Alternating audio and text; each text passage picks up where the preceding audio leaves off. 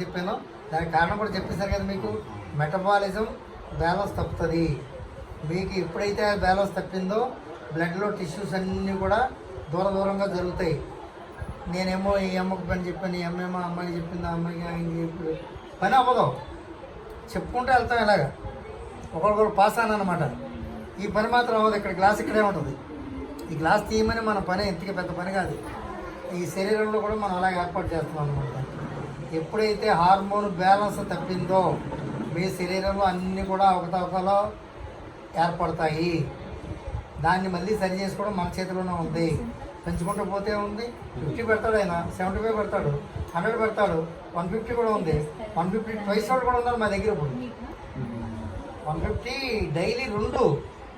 అమ్మాయికి 21 సంవత్సరం. ఇప్పుడు నాన్ వెజ్ తినదంట అసలు. Non veg